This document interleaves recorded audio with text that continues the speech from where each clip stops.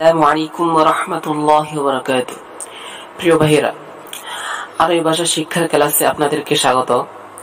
গত পর্বে আমরা পানি সম্পর্কে বেশ কয়েকটি আরবি বাক্য শিখলাম। তো এই পর্বে আমরা কারো পরিচয় সম্পর্কে জানব। তো দেরি না করে চলুন এবার শুরু করি। আমরা যখন কারোর সাথে দেখা করি তখন প্রথমে তাকে আসসালামু আলাইকুম বলি এবং এরপর তাকে বলি আপনি কেমন আছেন, আপনি কেমন আছেন।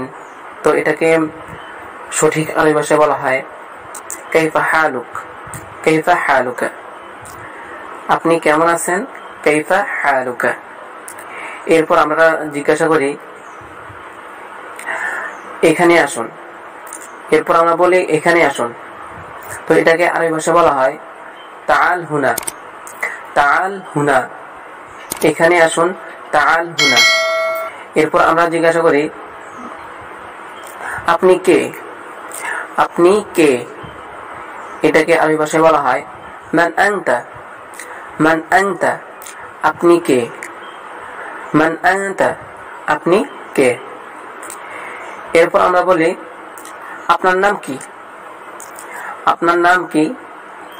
তো এটাকে আরবি ভাষায় বলা হয় মাসমুকা, মাসমুকা বা মাসমুক।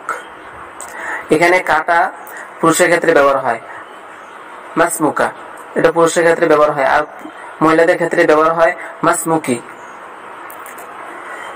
এরপর আমরা জিজ্ঞাসা করি যে আপনি কোত্থেকে এসেছেন বা কোথায় থেকে এসেছেন, আপনি কোথায় থেকে এসেছেন।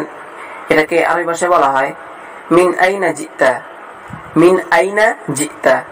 আপনি কোথায় থেকে এসেছেন, মিন আইনা জিতা।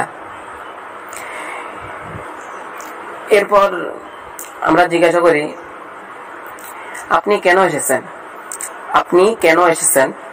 তো এটাকে আরবি ভাষায় বলা হয় লিমা জিতা, লিমা জিতা। আপনি কেন এসেছেন, লিমা জিতা।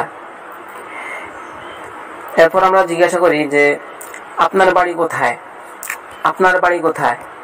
তো এটাকে আরবি ভাষায় বলা হয় আইনা বাইতুক, আইনা বাইতুক। আইনা বাইতুকা বা বাইতুক দুটা একটা বললেই হবে। তো পুরুষের ক্ষেত্রে বাইতুকা ব্যবহার হয় আর মহিলাদের ক্ষেত্রে বাইতুকি ব্যবহার হয়। আইনা বাইতুক, আপনার বাড়ি কোথায়।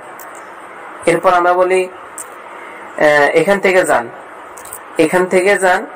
এটাকে আরবি ভাষায় বলা হয় ইযহাবে হুনাকা, ইযহাবে হুনাকা। এখান থেকে যান, ইযহাবে হুনাকা। প্রিয় শ্রোতাবৃন্দ, এতক্ষণ পর্যন্ত থাকার জন্য আপনাদেরকে ধন্যবাদ।